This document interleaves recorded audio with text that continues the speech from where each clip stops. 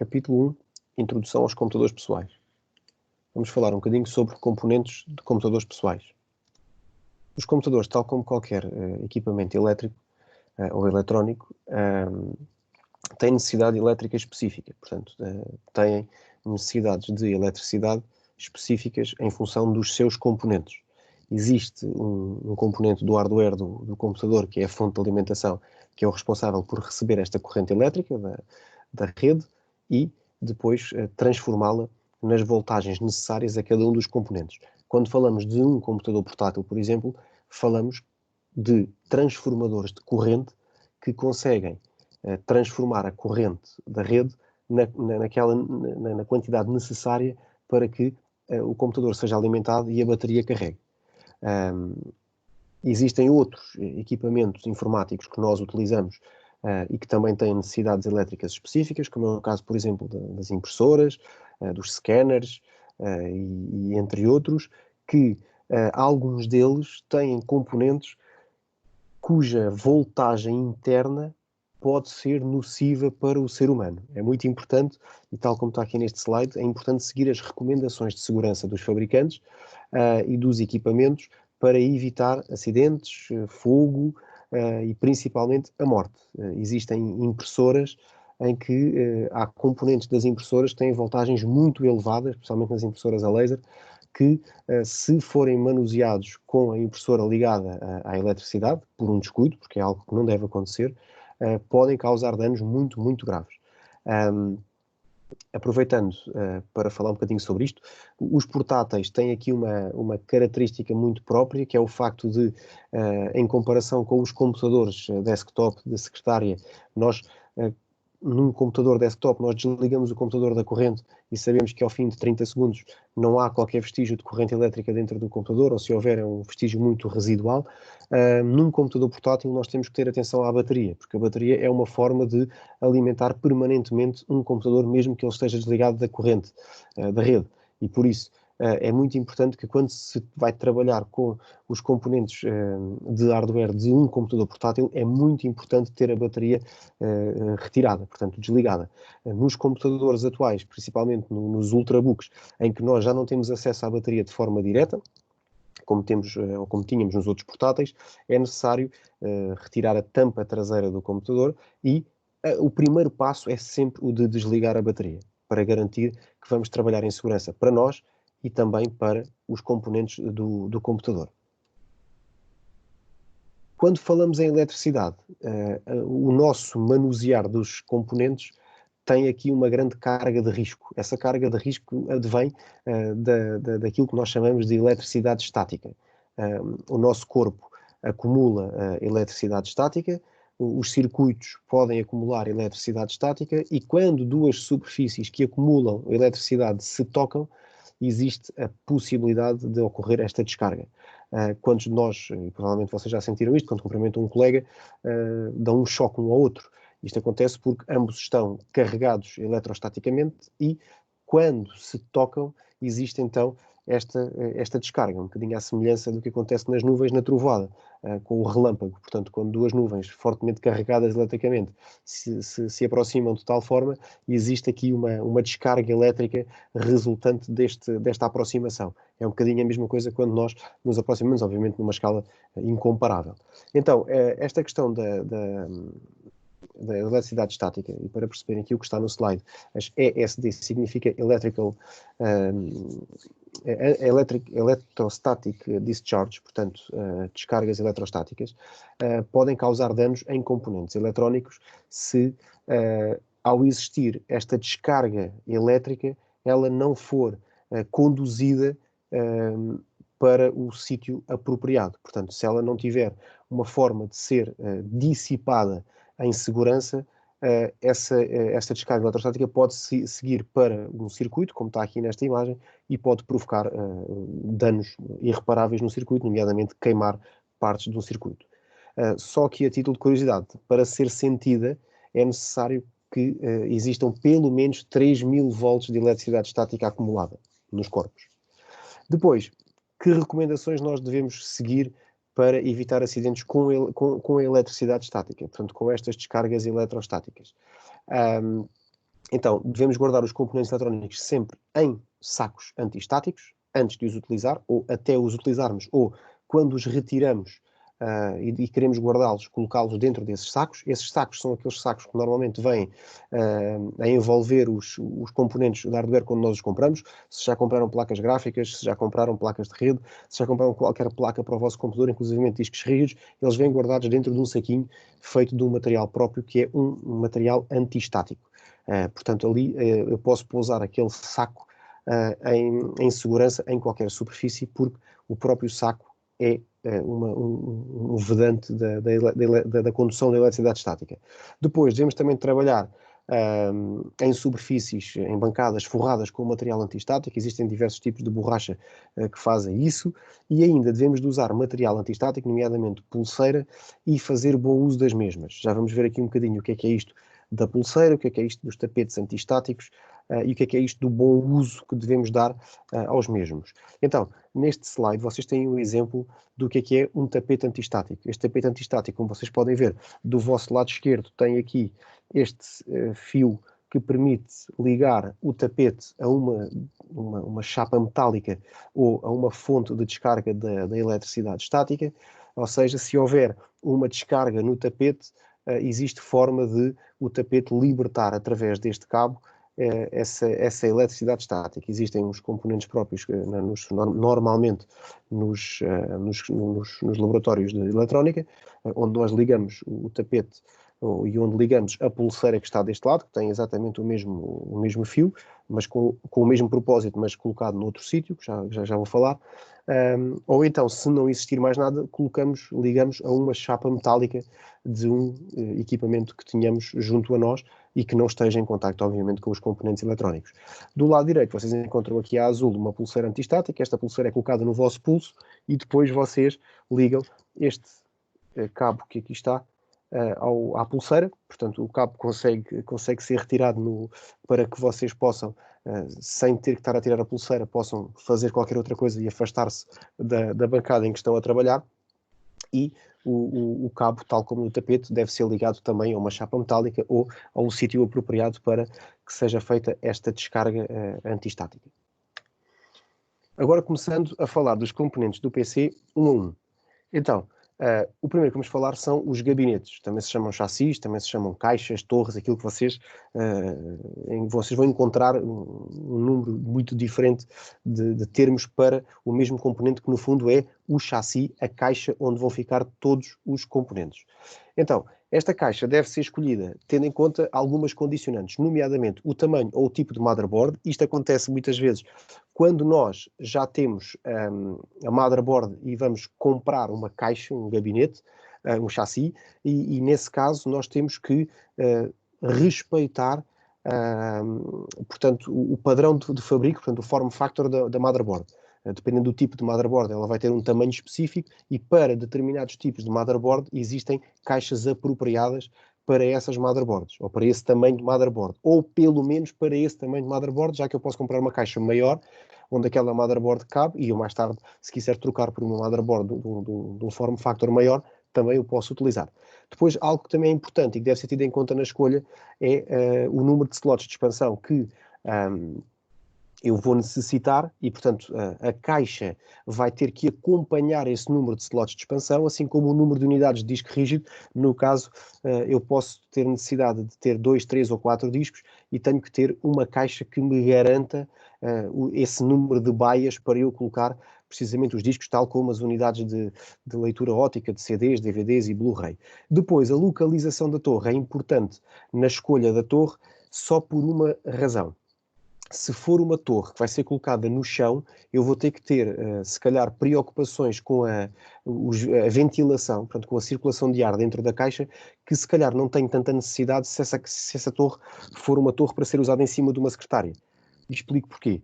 No chão, imaginem, vocês sabem que estão a montar aquele computador, portanto, vão assemblar aquele computador para ser entregue a uma empresa onde vocês trabalham, onde vocês estagiam, e esse computador vai para uma sala, que é uma sala muito cheia de pó, e esse computador vai ficar no chão.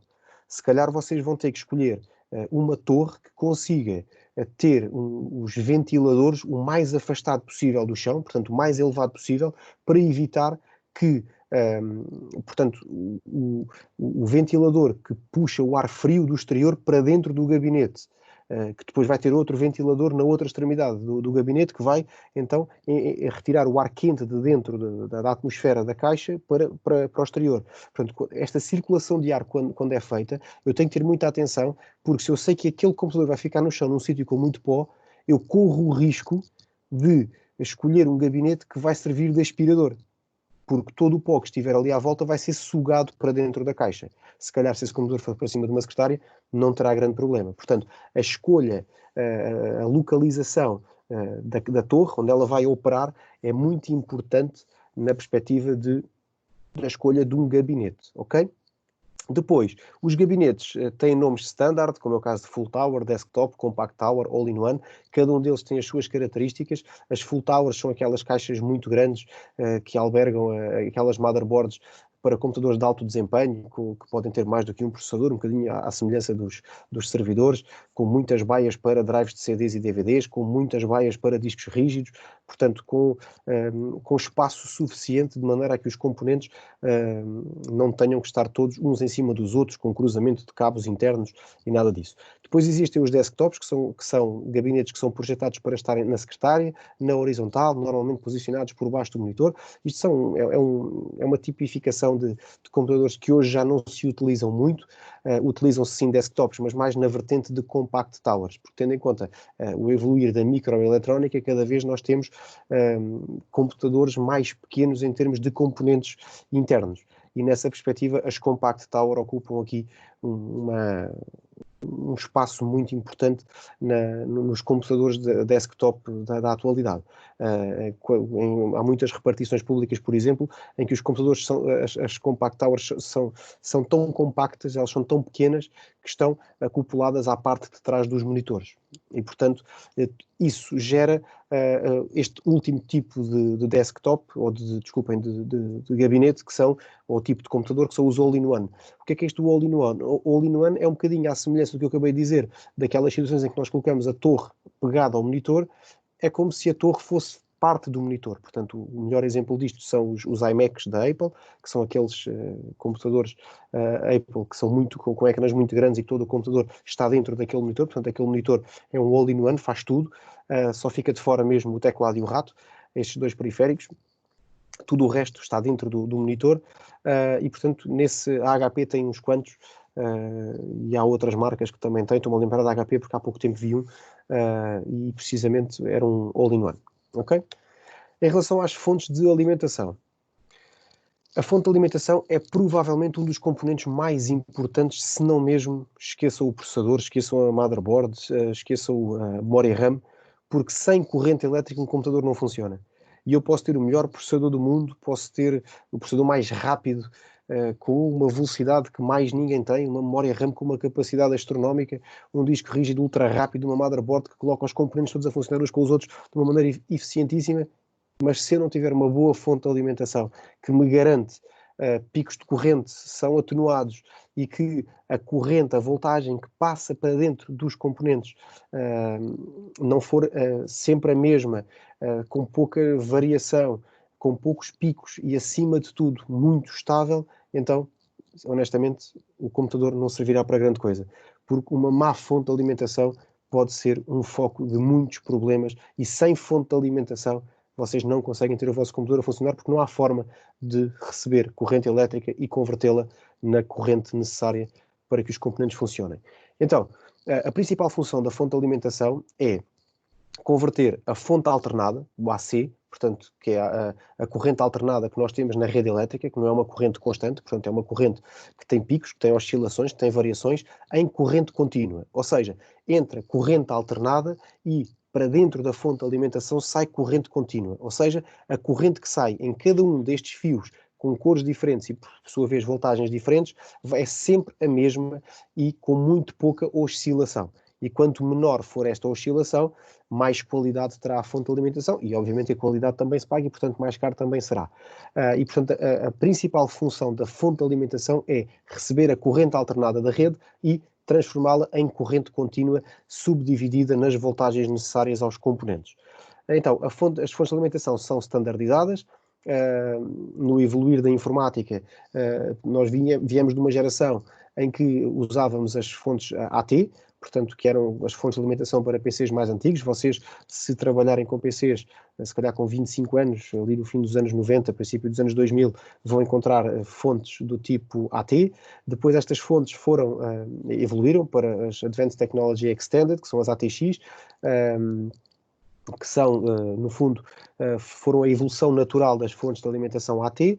Atualmente usamos as ATX 12 volts, que são as fontes ATX, mas foram acrescentados mais conectores 12 volts auxiliares para que a motherboard, para fazer face às necessidades da motherboard e de outros componentes. E depois ainda existe outro tipo de fontes de alimentação, há outros que eu não vou referir.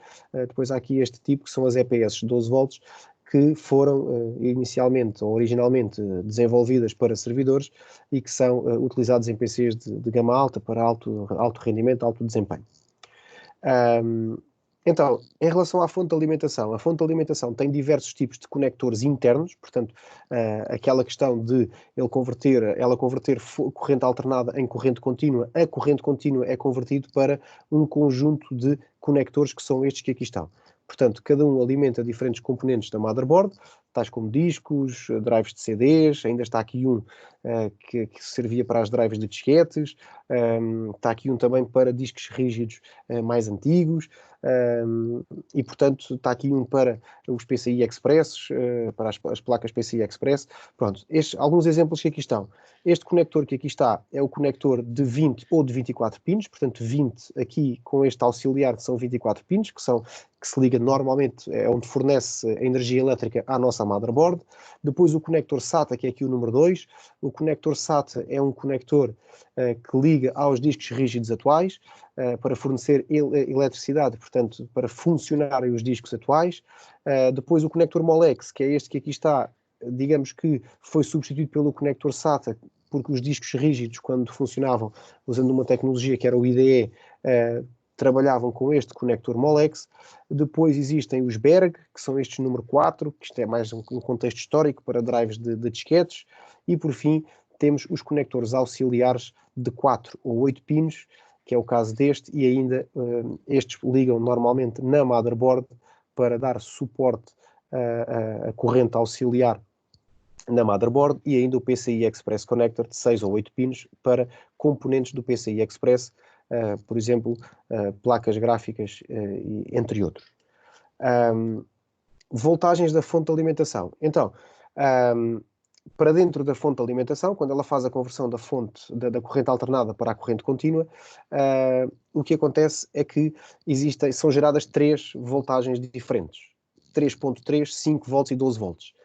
3.3 e 5 volts são usados para alimentar circuitos mais pequenos, ou neste caso são circuitos, no fundo, enquanto 12 volts é usado para os componentes motorizados. E o que é que são componentes motorizados? São aqueles componentes que têm motor associado, nomeadamente discos rígidos, ainda de tecnologia HD, drives de CDs, drives de DVD, drives Blu-ray, gravadores e os ventiladores. Portanto, todos estes componentes trabalham a 12 volts. Todos os outros circuitos trabalham a 3.3 ou a 5 volts.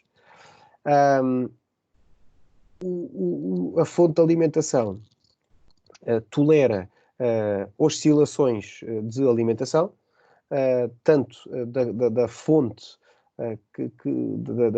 da corrente que vem da rede, como internamente os componentes suportam ligeiras flutuações da alimentação, mas picos muito grandes, tanto na rede, que podem provocar que a fonte de alimentação queime, como internos, que podem fazer com que um equipamento pare de funcionar e volte a funcionar rapidamente porque houve uma quebra da corrente interna e depois um repor, e ela própria fica, o componente pode ficar comprometido, da mesma forma que se houver um pico muito exagerado por um problema qualquer que a fonte de alimentação tenha, o resultado será o mesmo: queimará esse componente.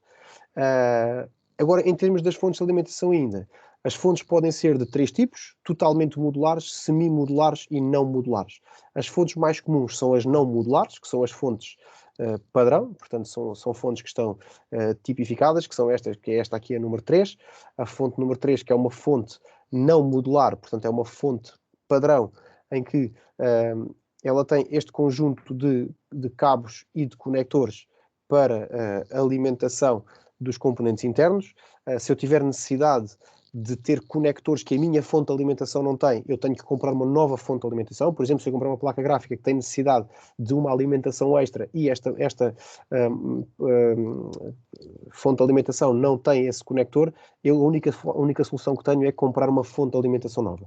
Depois tenho as fontes semi-modulares, que é esta número 2, em que uma parte é standard e depois tem uma parte que eu posso acrescentar mais componentes à minha fonte de alimentação, e depois aqui à esquerda, com o número 1, tenho uma fonte totalmente modular, em que a fonte, tudo na fonte de alimentação é modular. Eu posso usar o conector, tenho que ter um cabo próprio para o conector da fonte de alimentação para a motherboard, outro para o auxiliar da motherboard, para o disco rígido, para as drives CDs. A grande vantagem que eu tenho de usar uma fonte modular é que normalmente elas são melhores, são mais estáveis, mas principalmente a probabilidade de eu ter uma fonte não modular com muitos componentes desligados, porque eu só tenho um disco e tenho conectores para 3 discos, não tenho drives CDs nem DVDs e tenho 3 conectores para drives CDs e DVDs, e tenho estes conectores que ficam ali um bocadinho perdidos sem utilização, que eu, por exemplo, numa fonte modular não preciso de os ter.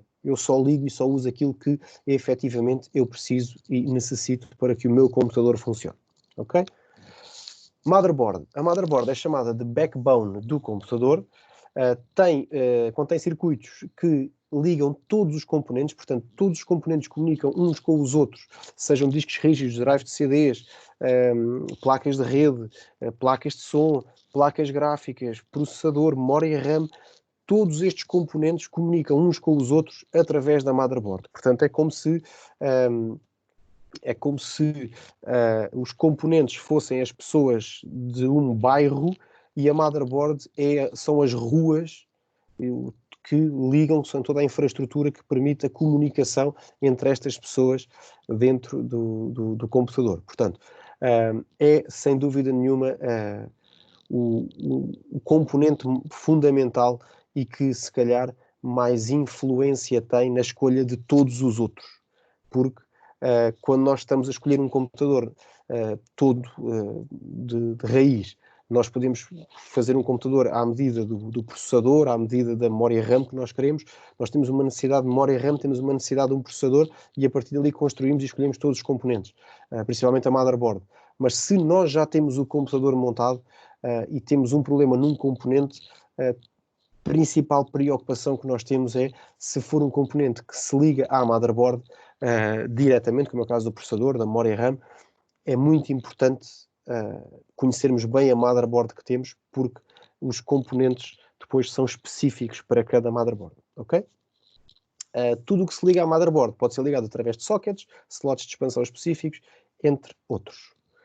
Então, quais são os principais componentes que a motherboard tem? Então, tem o CPU, que é o Central Processing Unit, a unidade central de processamento. Tem a memória RAM, a Random Access Memory. Tem as slots de expansão, tem o chipset, tem, numa perspectiva mais antiga, o Basic Input and Output System, conhecido como BIOS, ou, mais recentemente, a Unified Extensible Firmware Interface, que é a UEFI. Portanto, a UEFI que vem substituir o BIOS. Depois tem os conectores SATA e tem conectores USB internos. Pronto. Depois isto são aqueles, digamos que os componentes padrão, os principais componentes que as motherboards têm. Olhando assim para um diagrama em que podemos ver uma motherboard, nós temos aqui o socket do processador, portanto o CPU socket, temos aqui as slots de memória RAM, temos aqui USBs internos, temos aqui aquilo que nós chamamos do chipset, que são os controladores que permitem aqui a interligação de alguns componentes. Temos aqui a BIOS, o BIOS ou o UEFI, e ainda as slots de expansão. Depois temos aqui também os componentes internos, mas depois já falaremos sobre eles mais à frente. Então, cada um deles, em relação ao chipset. O chipset basicamente é um conjunto de circuitos que controla a forma como o hardware comunica com a motherboard e com o CPU.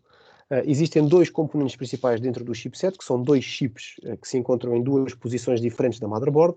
São eles o North Bridge e o South Bridge. O North Bridge, que situa-se mais ou menos próximo entre o processador e a memória RAM, por ali, controla a comunicação entre a memória RAM, a placa gráfica e o processador. Portanto, o North Bridge é um chip que controla esta comunicação. Processador, placa gráfica e memória RAM. Por fim, o South Bridge controla a comunicação entre os slots de expansão, portas USB e, obviamente, depois o North Bridge e, por sua vez, depois todos os outros componentes. Portanto, no fundo, em vez de a motherboard ser um conjunto de circuitos em que todos comunicam com todos, o que acontece é que existem dois controladores dentro do chipset, nomeadamente o North Bridge e o South Bridge. Cada um deles opera com diferentes partes do hardware. Comunicam ambos um com o outro e, portanto, controlam aqui o acesso à memória RAM, o acesso ao processador e o acesso à placa gráfica, assim como o acesso a todos os outros componentes. Basicamente é o que nós temos aqui. Temos aqui o North Bridge que liga diretamente ao adaptador gráfico, ou neste caso, à slot do adaptador gráfico. Também liga diretamente ao chip gráfico quando a motherboard tem uma placa gráfica interna. Liga-se diretamente ao processador e liga-se diretamente à memória RAM. E liga-se ao South Bridge. Ou seja, o South Bridge depois controla discos rígidos, slots de expansão, ratos USBs, teclados e o BIOS ou a UEFI. Portanto, no fundo, o que acontece é que um disco rígido, ou, por exemplo, uma placa de rede, ela própria não comunica diretamente, não tem um circuito eletrónico direto para o processador. Portanto, ela comunica com o processador através do South Bridge, que por sua vez chega ao processador através do North Bridge. Portanto, são estes dois circuitos que controlam aqui um bocadinho o tráfego de dados que circulam dentro destes circuitos todos da motherboard. Ok? Padrões de fabrico da motherboard. Existem standards, tanto para o tamanho como para a forma das motherboards. Eu vou falar aqui sobre três deles. O ATX, o Micro ATX e o Mini ITX. O ATX são as fontes, portanto, são padrão, portanto, são um padrão para fontes de alimentação ATX. É o padrão mais comum e é uma motherboard cujas dimensões são 30 cm por 24, 30,5 por 24,4. O Micro ATX é um tamanho abaixo do ATX, portanto, é mais pequeno, é muito utilizado para aqueles compact PCs, em que vocês têm motherboards assim, mais para o quadrado, 24 por 24, portanto vocês imaginem uma folha A4, transformem a folha A4 num quadrado e estamos a falar de uma board que é pouco maior, é um bocadinho maior, mais 2 dedos, 3 dedos, que uma folha A4 transformada num quadrado.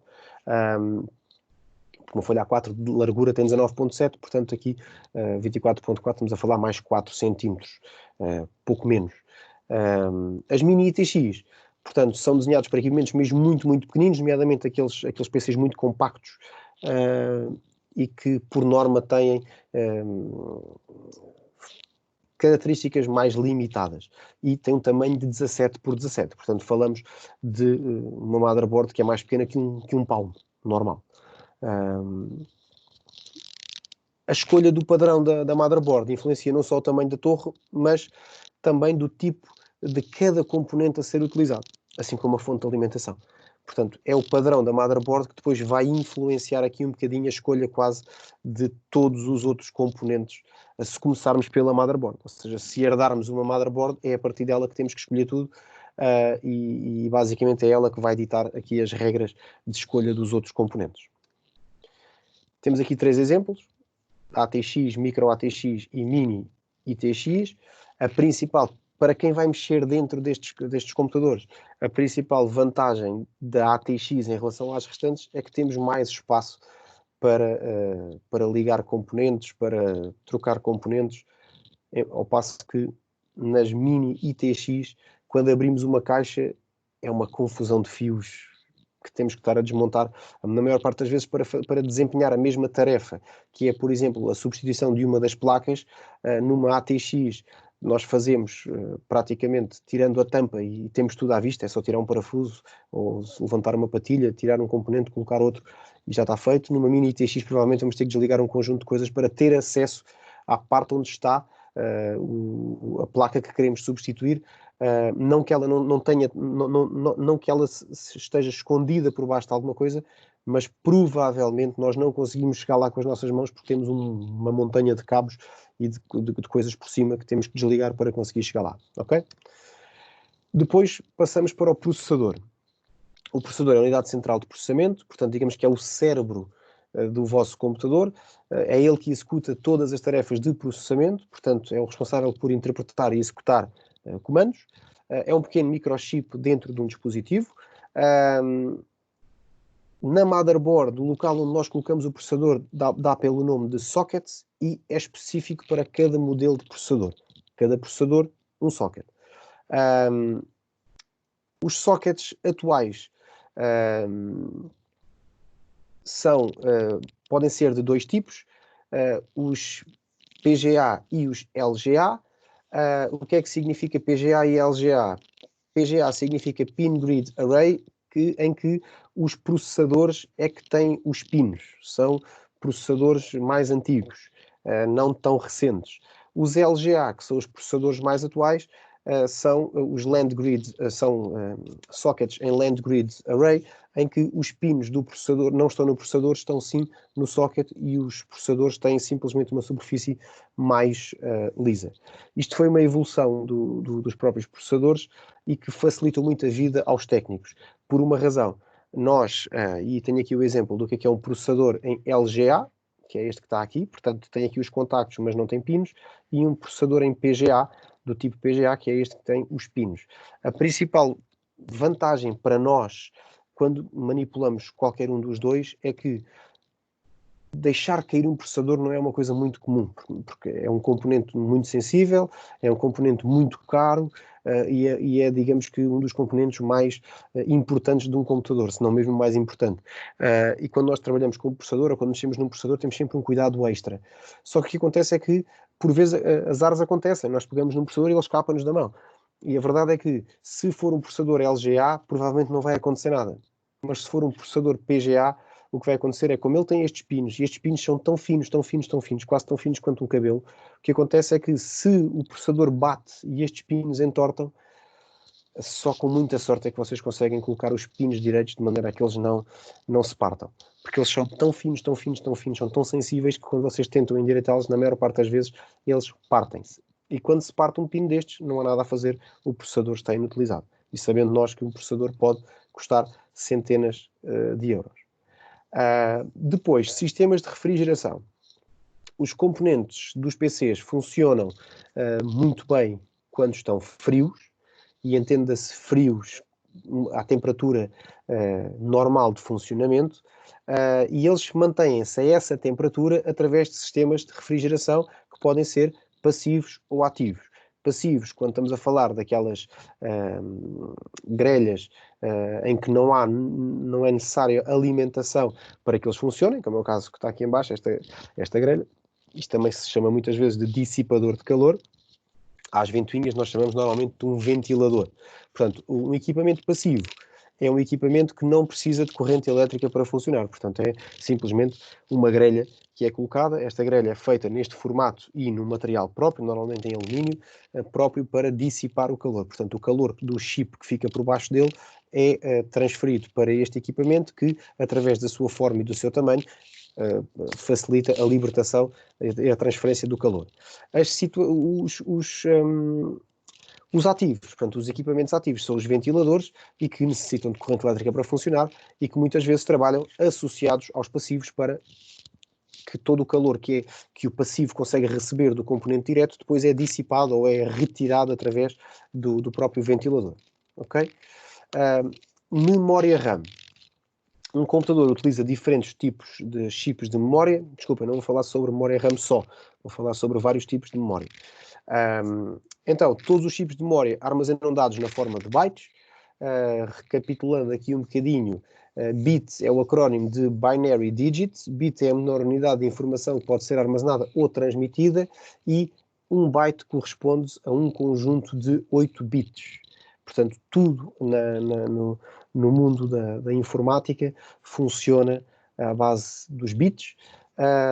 E como o bit é uma unidade muito pequena, nós trabalhamos essencialmente com bytes. Para formar um byte nós necessitamos de 8 bits. É por isto que, ou é por esta razão, que nós encontramos muitas vezes, agora já não tanto, porque provavelmente nas gerações mais novas só conhecem realidades de gigas e gigabytes e terabytes, em que trabalham com 300 gigabytes, com 500 gigabytes, com 1 terabyte. Não, para vocês, para essa geração, 128 megas é praticamente nada, não é? É um espacinho minúsculo. Mas a verdade é que, se vocês forem analisar os computadores há 20 anos a esta parte, nós tivemos computadores com 256 megas de RAM, depois tiveram 512 megas de RAM, e depois tiveram 1024 megas de RAM, foi quando apareceram os computadores com 1 GB de RAM. Mas quando nós falamos em 1 GB, nós não falamos em 1000 megabytes, falamos em 1024. Mas porquê é que se fala em 1024? Porquê é que não podem ser 1000? Porquê é que não podem ser 1006? Porquê é que não podem ser 1010 ou 1012? Isto acontece porque nós trabalhamos numa base binária. Sempre, como trabalhamos com os bytes, nós temos sempre que voltar a este ponto base. Um byte são 8 bits. Então, dentro de um computador existem diferentes tipos de memória que armazenam dados nestas unidades de grandeza. São elas as memórias ROM e a memória RAM.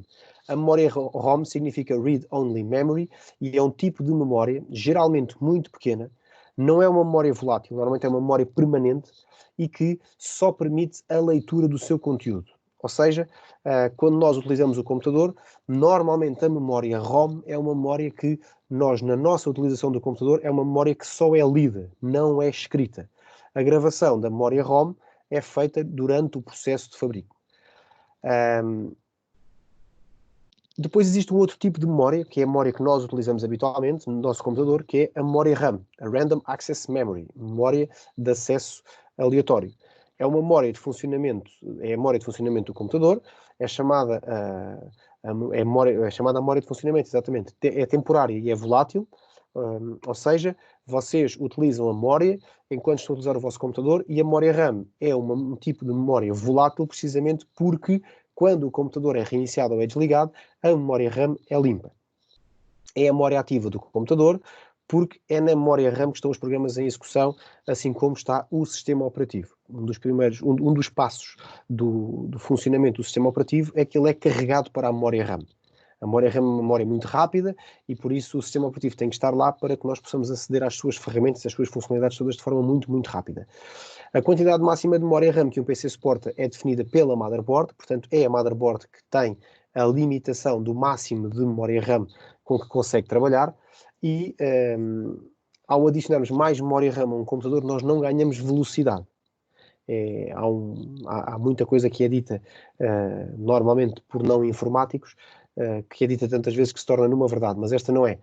Quando eu preciso de velocidade no meu computador, não é a memória RAM que me vai dar isso. O que me dá mais memória RAM, o que a memória RAM me dá se eu a aumentar, é capacidade de trabalhar com mais aplicações ao mesmo tempo. Isto é quase a mesma coisa que, vou dar um exemplo um bocadinho absurdo, mas que dá para perceber. Vocês imaginem que abrem uma calculadora e pedem para a vossa calculadora fazer um cálculo muito complexo. O que é que acontece? A vossa calculadora, vocês têm um processador e uma memória RAM, e vamos agora pensar que a vossa calculadora levou 2 minutos a fazer esta operação, porque era uma operação muito complexa, até vos dar um resultado. Se vocês acrescentarem memória RAM ao vosso computador, a calculadora vai continuar a levar provavelmente os 2 minutos. Porquê? Porque quem está a fazer este cálculo, quem está a processar esta informação e a produzir um resultado é o processador. O que é que a memória RAM me trazia? A memória RAM trazia-me capacidade de trabalho no sentido em que eu, se calhar, conseguia dividir aquele cálculo em 4 ou 5 ou 6 cálculos e podia ter 3, 4 ou 5 calculadoras abertas ao mesmo tempo. E cada uma delas processava menos quantidade de informação, logo mais rápido, e eu, se tivesse pouca memória RAM, só conseguia ter uma calculadora aberta de cada vez, portanto tinha que fazer um cálculo, apontar o valor, fazer outro cálculo, apontar o valor, enquanto podia ter as 5 calculadoras abertas ao mesmo tempo, cada uma fazia uma parte do cálculo e tinha uma sexta calculadora que fazia o cálculo final com base naqueles 5 cálculos parciais. Percebem? Portanto, acrescentar memória RAM ao vosso computador não vos dá mais velocidade ao computador, dá-vos efetivamente mais capacidade de trabalhar com mais aplicações ao mesmo tempo. E isso é uma coisa que hoje em dia é muito importante nos computadores. Nós, hoje, é muito comum há um conjunto de aplicações que estão sempre abertas no nosso computador. O cliente de correio, portanto, por exemplo, o Outlook, para termos sempre o e-mail aberto, uma aplicação, por exemplo, como o Teams, como o WebEx, de videoconferência ou de partilha ou de colaboração entre colegas, e portanto há sempre aquelas duas aplicações que estão sempre abertas e nunca podem estar fechadas. E depois todas aquelas com que trabalhamos, o Excel, o Word, a aplicação da empresa, o gestor dos tickets que nós estamos a dar suporte, tudo isso depois vai ter necessidade não tanto de processamento, também tem, mas não é tanto de processamento, é mais de capacidade de trabalho, ok? Dentro das memórias ROM existem diferentes tipos de chip. Existem os chips ROM, que são os Read-Only Memories, são fabricados com o conteúdo, portanto o conteúdo é embutido logo quando o chip de ROM é fabricado, que é este chip que aqui está. Depois existem os PROM, que são os ROM Programmable, ou seja, os ROM são os Read-Only Memories e os PROMs são os Programmable Read-Only Memory. São programados apenas uma vez depois de fabricados, portanto eles são fabricados vazios e podem ser programados uma única vez a posteriori.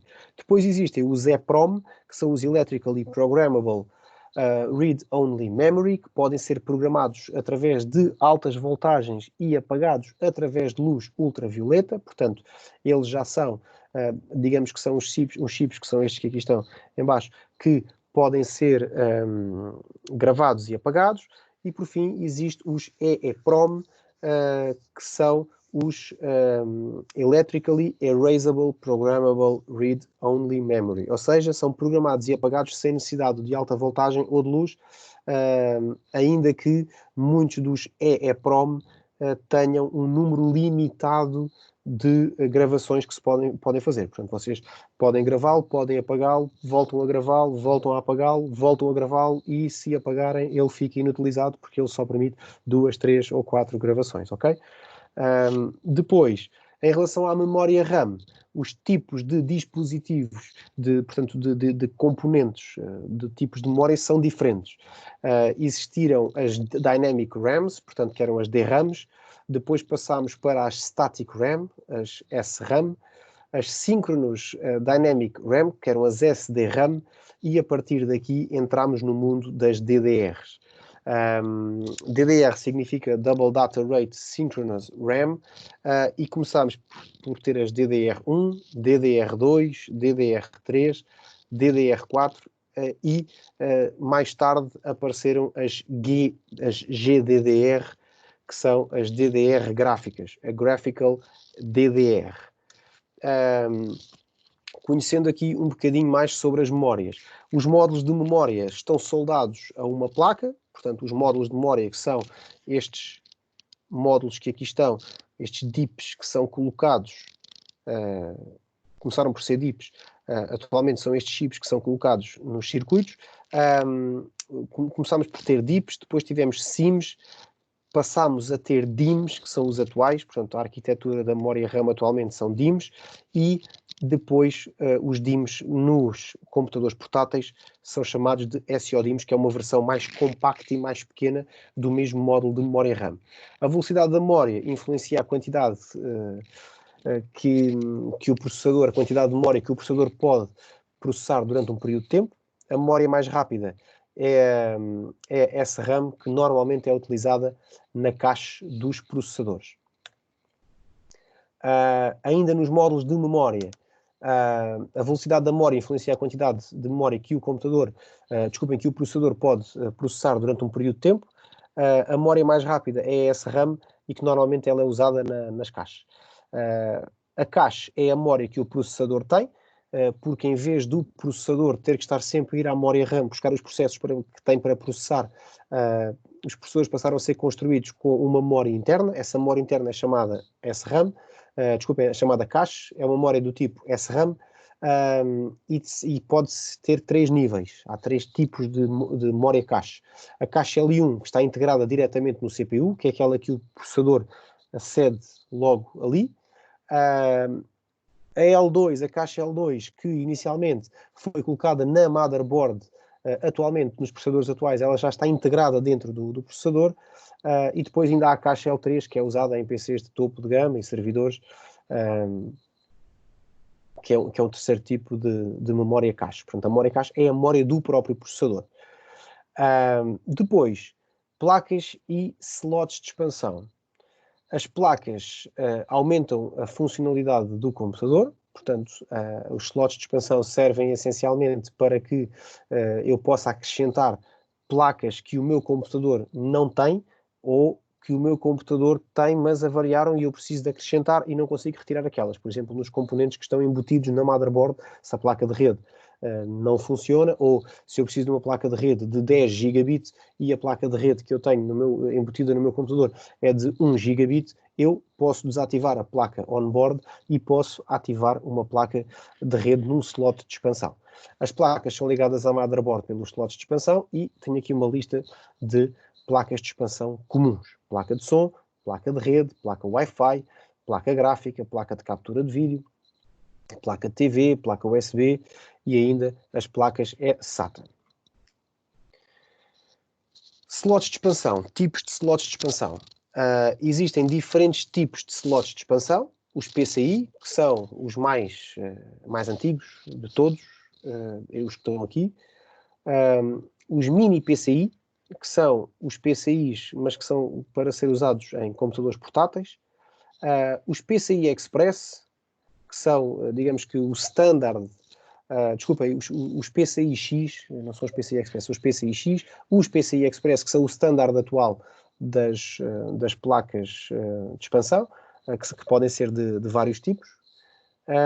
E depois as Riser Cards, que são também um exemplo de slots de expansão, e ainda as slots AGP, que são slots desenvolvidas especificamente para placas gráficas. Enquanto a PCI Express pode ser usado por componentes diferentes, placas de rede, placas gráficas, placas de som, as AGP eram usadas especificamente como slots de expansão para placas gráficas.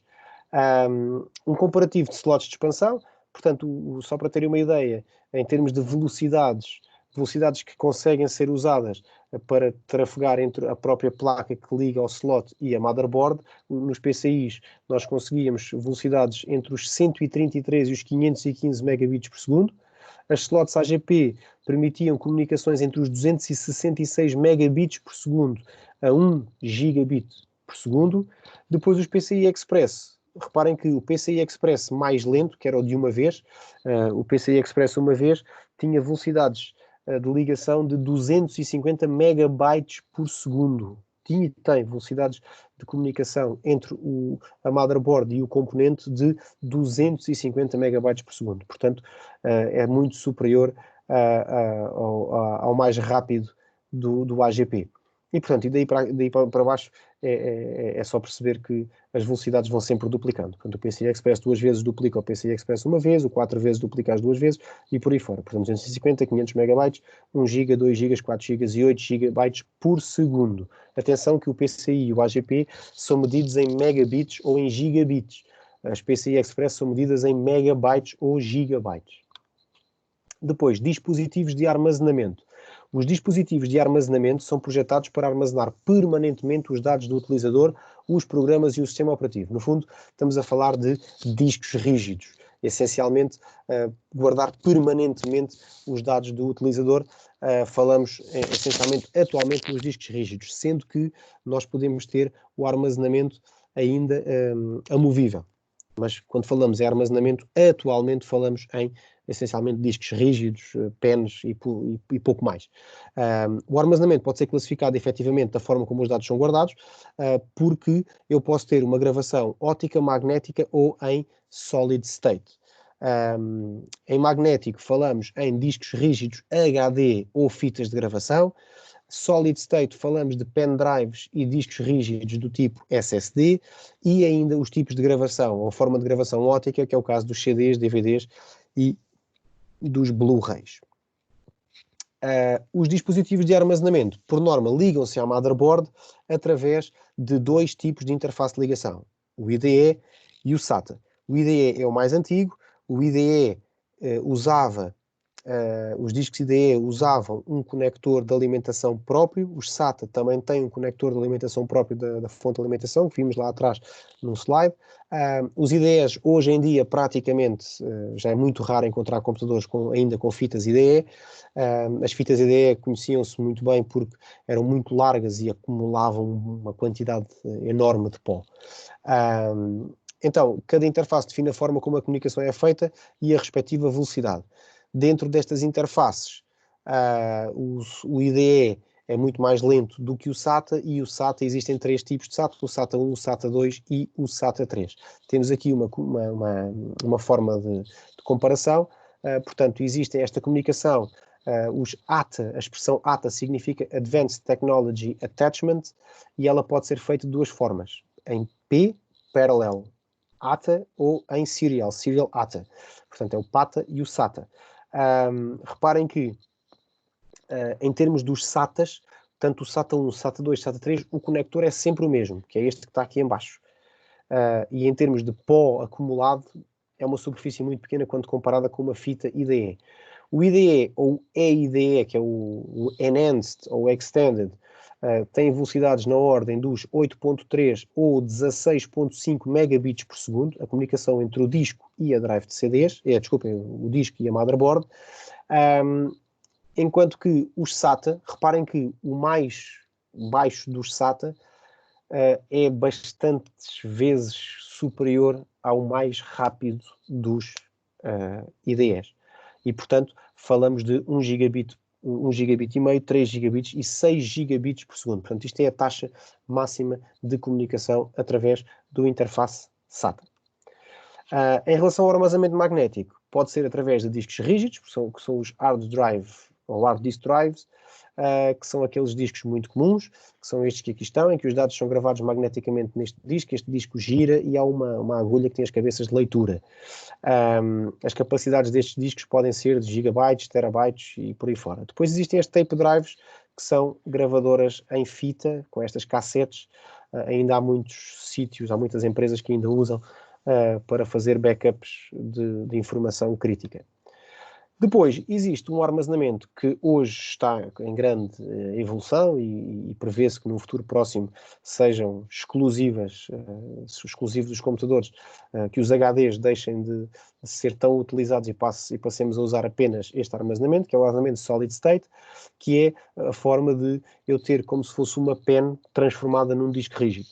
Então, solid state drives, SSDs, guardam dados na forma de cargas elétricas, em chips de memória, e de forma muito mais rápida do que os discos HD.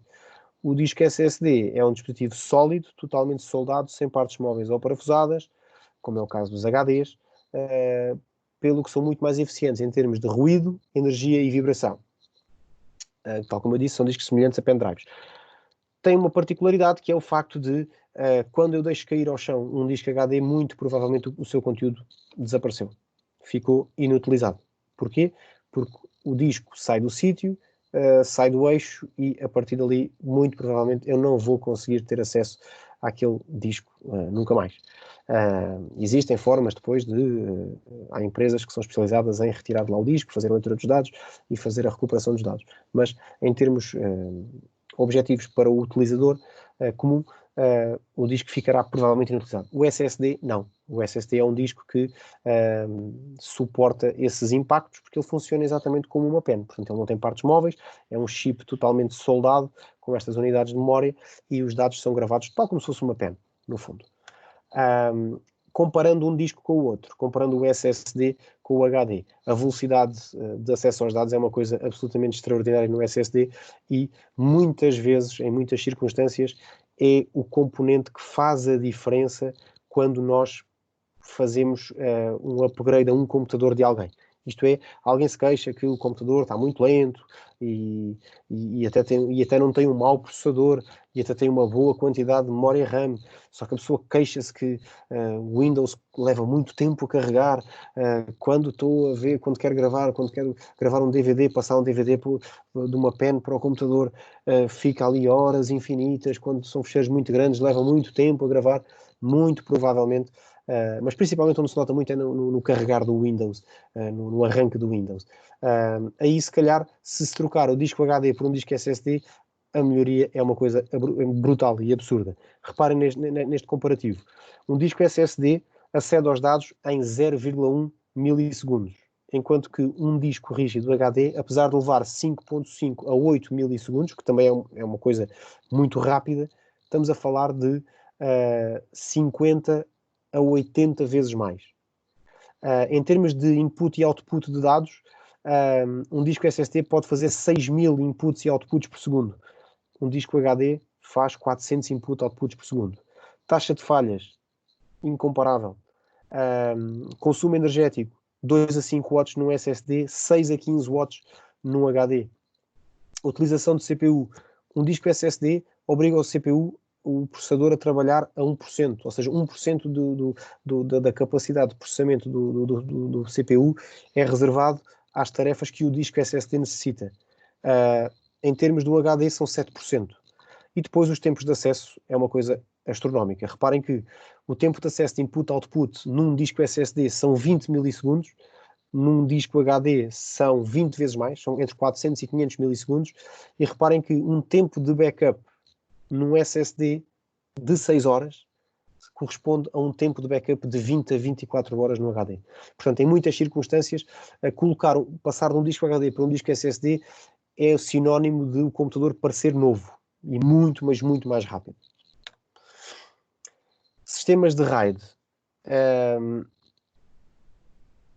Os dispositivos de armazenamento podem ser agrupados de forma a criar grandes espaços de armazenamento ou a criar aquilo que se chamam as redundâncias de armazenamento. Então, nesse caso, temos que implementar uma tecnologia chamada de RAID, que significa Redundant Array of Independent Disks. O RAID proporciona uma forma de armazenar os dados em vários discos para obter redundância ou então para obter melhoria de desempenho, ou ainda redundância e melhoria de desempenho.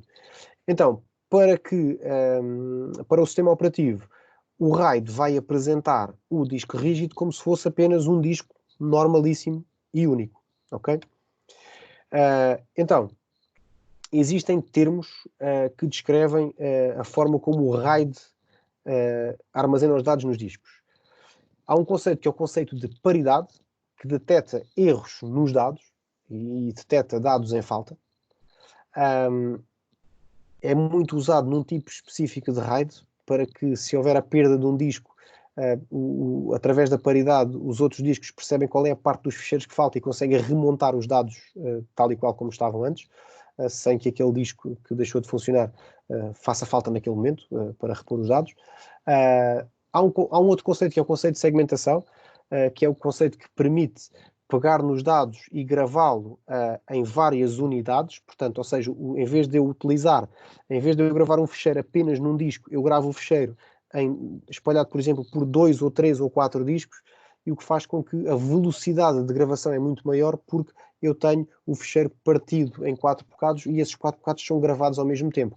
É quase como se eu estivesse a percorrer 1 quilómetro e em vez de percorrer 1 quilómetro do princípio até ao fim, eu tenho 4 pistas onde corro 250 metros. Ou seja, eu assim que acabar os 250 metros, acabei nos 4 ao mesmo tempo. É um bocadinho mal, ainda que mal comparado, mas para terem uma ideia do que é isto da segmentação dos dados. E por fim, o espelho.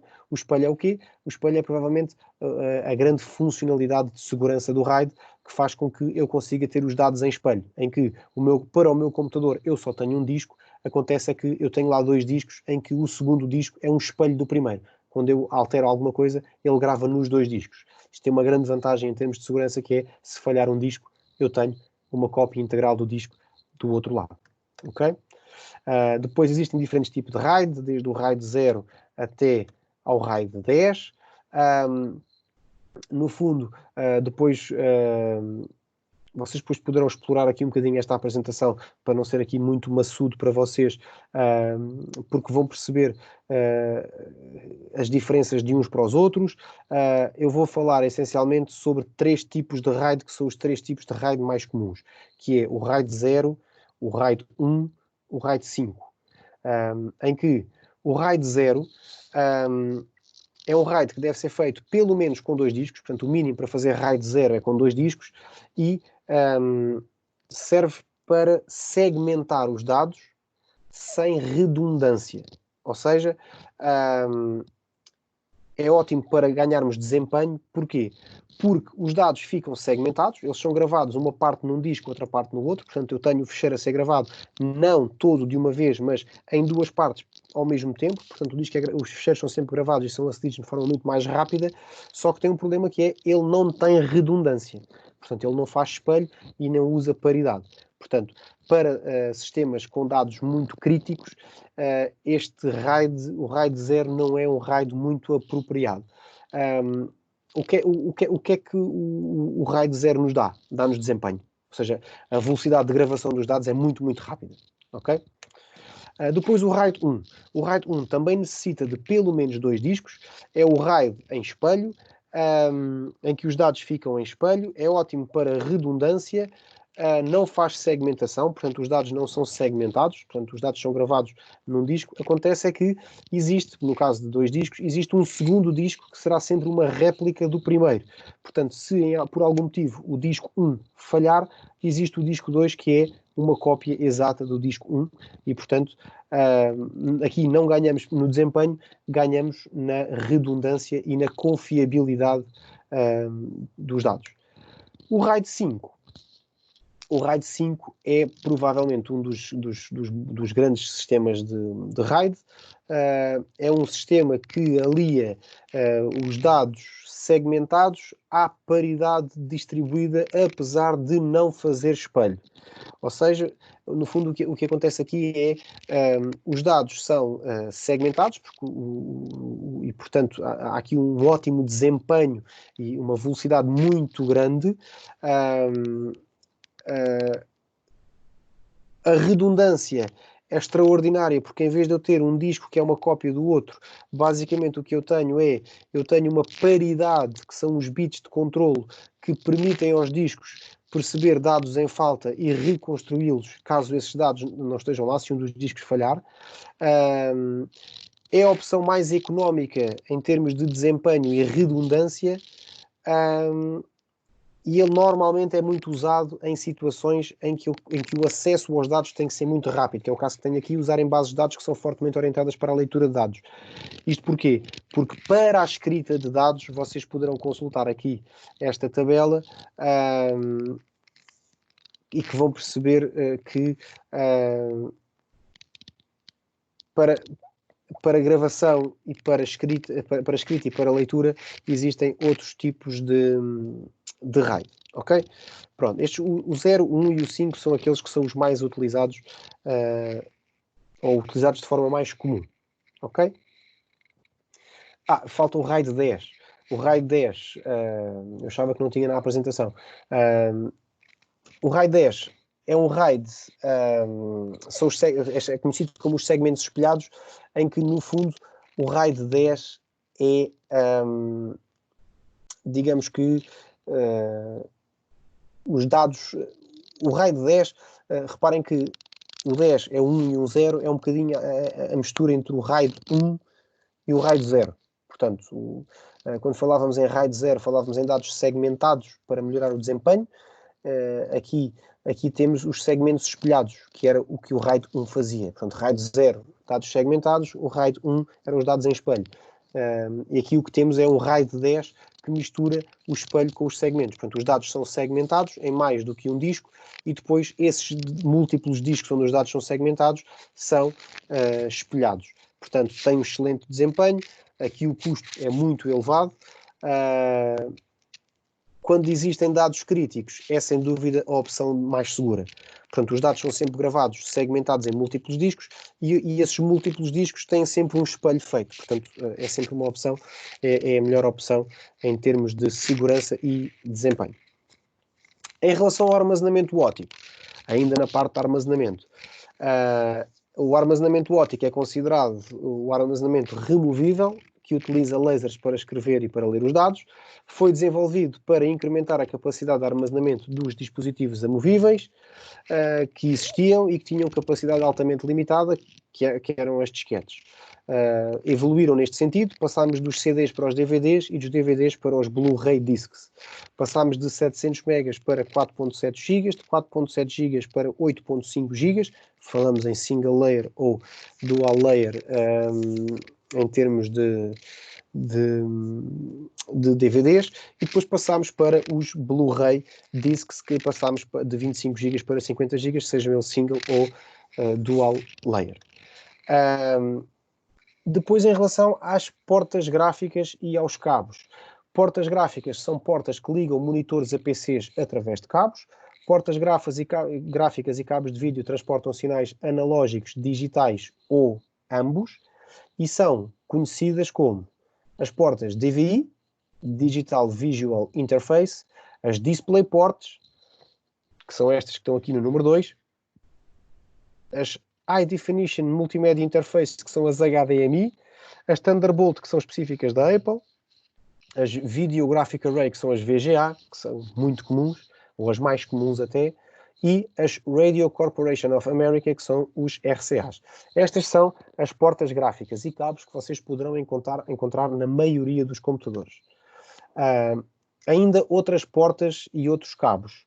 Existem outras portas de input e output, que ligam outros dispositivos, como é o caso aqui das Personal System 2, que são as PS2, as portas de áudio que vocês tão bem conhecem, as portas de rede, as portas eSATA. Esta porta eSATA é muito interessante, muitos portáteis têm esta porta e fazem com que vocês consigam ligar um disco rígido SATA a esta porta através de um cabo especial que liga nesta porta e tem duas saídas, uma para ligar a alimentação de corrente do disco e outra para a comunicação dos dados. É extraordinário porque vocês conseguem, em vez de terem que abrir um computador para ligar um disco SATA dentro do computador, conseguem ligar um SATA cá fora como se fosse uma pen. Precisam é de um cabo especial e precisam que o vosso computador tenha uma porta SATA. Depois também existem os adaptadores USB que também fazem isto. E por fim temos aqui em baixo as portas USB com os seus vários tipos. Portanto, existe aqui as USB, as Type A e Type B. Existem as portas USB Type-C, as tipo C, as Mini A e Mini B, as Micro A e Micro B e, por fim, as USB Micro B Super Speed, que são aquelas do USB 3, que são aquele tipo de conector. Depois, existem componentes ainda que permitem ligar interfaces diferentes e aqui entramos num conceito de a diferença entre adaptador e conversor. Quando falamos em adaptador, nós temos um sinal que vai ser transferido de um equipamento para outro através de um componente, neste caso o adaptador, que faz a ponte entre uma interface de um lado e uma interface diferente do outro. O sinal não sofre qualquer alteração. Portanto, o sinal que eu tenho nos dois equipamentos é o mesmo, ele vai passar de um equipamento para outro, só que o que acontece é que de um lado eu tenho uma interface com uma forma e do outro lado tenho uma interface com outra forma. E eles não têm forma de se ligar um no outro. Então o que acontece é, eu neste caso uso um adaptador que basicamente vai deste lado conseguir ligar a este interface e deste lado vai conseguir ligar a este e vai possibilitar que o sinal passe de um lado para o outro. O sinal da origem é o sinal do destino. Não há qualquer conversão. Quando é necessário converter o sinal para a passagem de uma interface para outro, aí sim não usamos um adaptador, usamos aquilo que se chama um conversor, que faz a mesma coisa que o adaptador, mas converte um sinal noutro. Exemplos de adaptadores e conversores. Um adaptador DVI VGA. O sinal é o mesmo, vai passar de uma interface DVI para uma interface VGA. Um adaptador de rede USB. Os dados que vão sair do computador e vão entrar no cabo de rede são os mesmos, quer à saída do computador, quer à entrada do cabo de rede e vice-versa. Um adaptador USB PS2 é exatamente a mesma coisa. A forma como o teclado ou o rato que eu ligo deste lado, os dados que saem daqui são os dados que entram daquele lado, exatamente no mesmo formato. Um adaptador DVI HDMI é exatamente igual. Os dados entram por HDMI, saem por DVI, mas o tipo de dados é o mesmo. Não há qualquer tipo de conversão. Agora, quando eu falo em Molex SATA, continuo a falar num adaptador, porquê? Porque o Molex SATA é uma conversão apenas, é uma adaptação apenas do mesmo sinal para uma interface diferente. Quando eu falo de HDMI e VGA, é que eu passo de um sinal analógico para um sinal digital e aí sim o sinal não é o mesmo. Ou seja, o tipo de sinal que trafega num HDMI não é o mesmo que trafega no VGA. E como tal, ele tem que ser convertido e por isso o HDMI VGA é um conversor e não um adaptador. Por fim, falemos de periféricos. Os periféricos são dispositivos que permitem inserir dados, input, ou retirar dados de um PC, output. Dividem-se em três grandes grupos. Input, entrada, permitem ao utilizador interagir com o sistema. Os de output, que são os de saída, que permitem ao utilizador obter dados do sistema, e ainda os de input-output, que fazem a entrada e saída e que permitem a entrada e a saída de dados no sistema. Então, periféricos de input, ou seja, periféricos que permitem a entrada de dados num computador. Os mais comuns de todos são, sem dúvida alguma, o teclado e o rato. Portanto, e são autoexplicativos, nós escrevemos e entram os dados diretamente. Outros exemplos são touchscreens, os ecrãs táteis, as mesas digitalizadoras, os leitores de código de barras, leitores de código de cartões magnéticos, leitores de códigos de barras, câmaras digitais, webcams, terminais de assinatura, leitores de smart cards e microfones. Todos estes são periféricos de entrada, ou seja, são dispositivos que, quando ligados a um computador, permitem a entrada de dados no computador. Depois existem aqui um conjunto de periféricos de última geração, como é o caso dos NFCs, os Near Field Communications, que são aqueles que funcionam por proximidade, que é o caso deste que está aqui, deste telemóvel junto a esta base, os de reconhecimento facial, os de leitor de dados biométricos, o de reconhecimento vocal e ainda os de realidade virtual. Isto são periféricos ainda de última geração. Depois existem os periféricos de saída, que são os periféricos de output, que são aqueles que permitem a saída dos dados. E atenção, quando falamos em input e output, quando falamos em periféricos de input, são periféricos que exclusivamente fazem entrar dados no computador. Quando falamos em periféricos de output, são periféricos que só fazem a saída de dados do computador. Portanto, quando eles fazem entrada e saída, entram naquela categoria especial que são os de input e output. De output não há muitos, é um facto. Os monitores são o periférico de output padrão, portanto, tudo aquilo que executamos no computador é sempre visível no monitor. Sem o monitor nós não conseguimos ter noção do que estávamos a fazer no computador, portanto, o monitor é o periférico padrão de saída de um computador. Os projetores de vídeo, que são equivalentes aos monitores, mas projetam numa tela para dimensões maiores. As colunas de som também, quando nós reproduzimos um áudio, são as colunas de som que permitem que nós possamos ouvir esse áudio. Os auscultadores, que funcionam exatamente como as colunas de som, e por fim a impressora. A impressora é o equivalente ao monitor, mas para suporte físico, isto é, tudo aquilo que nós executamos no computador, nós conseguimos ver o resultado dessa execução no monitor. Acontece que nós não temos prova física desse output, porque nós estamos a ver no monitor. Sei lá, se eu precisar de provar a alguém que o resultado da execução do programa foi uma imagem qualquer, eu levo o computador e mostro. Se eu quiser levar esse output para alguém visualizar, eu posso imprimi-lo. Portanto, a impressora é um periférico de output para a evidência física. Vamos agora entrar numa outra parte da nossa lição, em que falamos sobre a seleção de componentes do computador.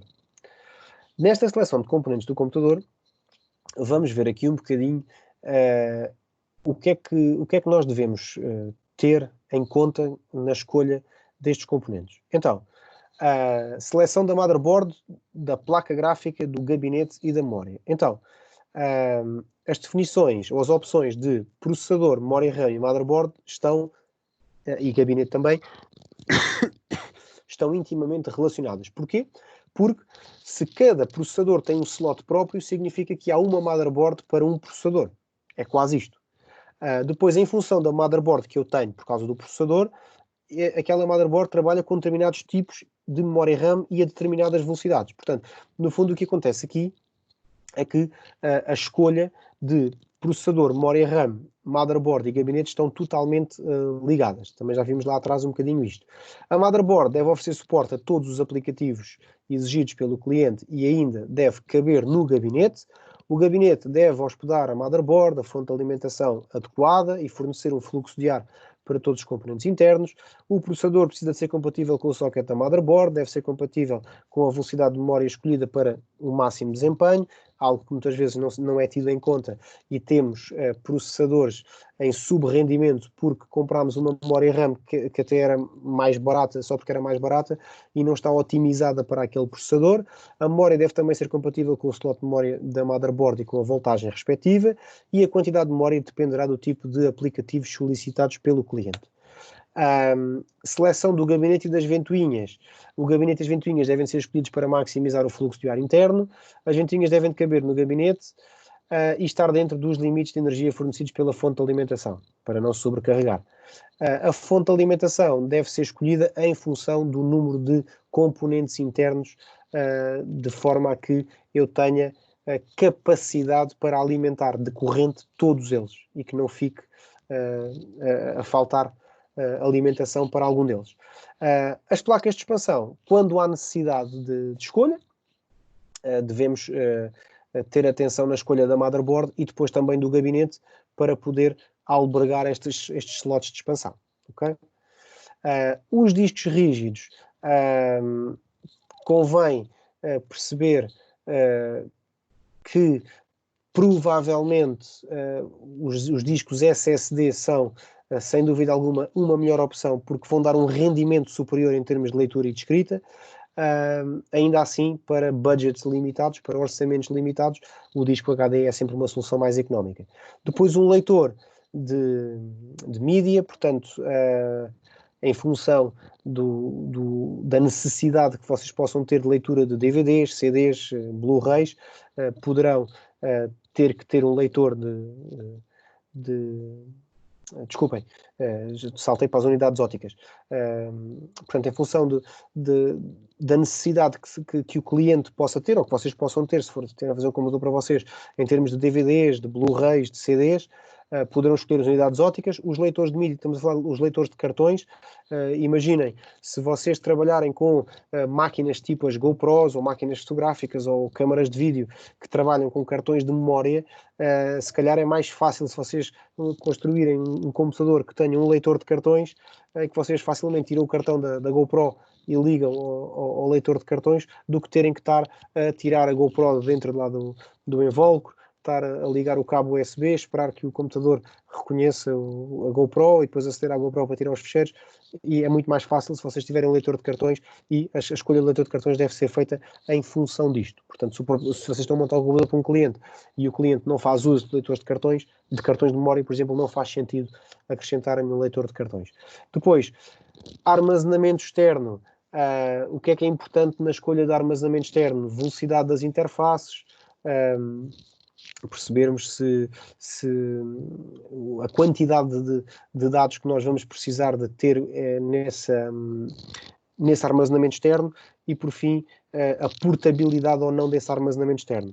Isto porque os discos rígidos, muitos deles, existem discos rígidos que necessitam de alimentação própria, com um transformador de corrente, são aqueles discos maiores que ficam normalmente em cima da secretária. Se for para um sistema de backups, é conveniente ser um disco destes, não que a portabilidade dos outros estrague aqui alguma coisa, mas se for um disco destes, a probabilidade, se calhar, do cliente deixar o disco quietinho em cima da secretária é maior. Se for um disco facilmente transportável, aquele disco de backup rapidamente vai para casa, vai para aqui, vai para ali, cai ao chão e os dados que lá estão dentro foram ao ar. A seleção de dispositivos de entrada e saída. Essencialmente, falamos aqui da escolha de teclados, ratos. O importante é perceber se o computador tem ou não entradas compatíveis e disponíveis para ligar este tipo de componentes.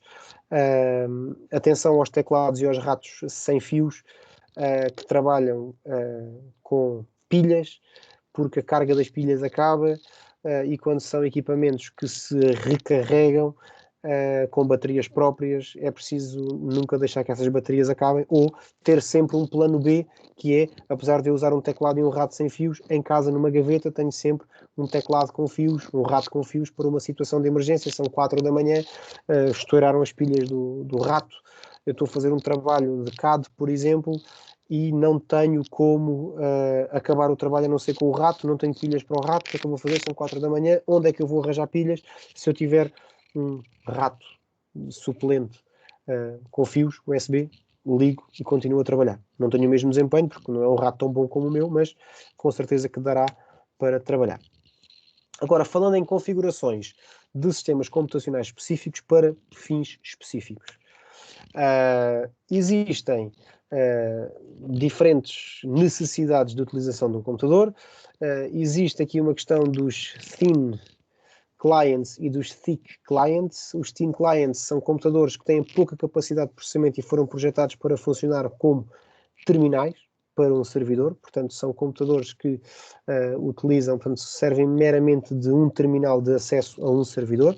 E depois os thick clients, que são PCs com processadores mais potentes, com mais memória e armazenamento próprio, e funcionam como estações de trabalho e de processamento, por exemplo, para os thin clients. Ou seja, se vocês vão instalar uma infraestrutura em que os utilizadores vão trabalhar essencialmente baseados num servidor, provavelmente vocês vão trabalhar com os thin clients, em que é um computador, a única coisa que faz é ser um terminal de acesso ao servidor, pois tudo é feito dentro do servidor, ok? Estações de trabalho para K. E o que é K? K significa Computer Assisted. Existe o CAD e o CAM, Computer Assisted Draw e Computer Assisted Modeling, portanto, modelação assistida por computador e desenho assistido por computador. Ou seja, no fundo são computadores que servem essencialmente para desenho e para modelação, para trabalhar com objetos 3D e com objetos de desenho. O que é que estes computadores necessitam? Precisam de discos muito rápidos, precisam de muita memória RAM e precisam de processadores muito eficientes. E ainda precisam de dispositivos de entrada especiais, nomeadamente, que se for para CAD ou para CAM, mas especialmente para CAD, a mesa digitalizadora para se poder escrever, desenhar, é muito, muito importante. Se falarmos em estações de trabalho, PCs para edição de áudio e edição de vídeo, os recursos comuns para a edição são muita memória RAM, mas muita mesmo, discos muito, muito rápidos, porque na área do vídeo e do áudio, principalmente no vídeo, geram-se ficheiros de grandes dimensões, um processador muito, muito, muito eficiente e ainda placas especiais, como é o caso das placas de captura de áudio e de vídeo. Estações de trabalho para virtualização. Havemos de falar sobre isto mais tarde. Estações de trabalho que são projetadas para executar computadores virtuais, chamadas de máquinas virtuais. Os computadores virtuais usam e partilham recursos físicos da estação de trabalho, como é o caso do CPU, da memória e dos discos. Ou seja, no fundo, uma máquina virtual é o quê? É um computador dentro do meu computador. Portanto, eu pegar na minha memória RAM, pegar na capacidade de processamento do meu processador e criar uma máquina virtual que usa uma parte da minha memória RAM como a sua própria memória RAM e usa o meu processador como o seu processador. Então, o que acontece é, quando nós utilizamos computadores para fazer virtualização, muito importante. Grandes e extraordinários processadores, muita memória RAM, mas muita mesmo, e discos rápidos. Ok? Portanto, a lógica será ter muita memória RAM para eu poder dividir a minha memória RAM para as múltiplas máquinas virtuais. Isto porquê?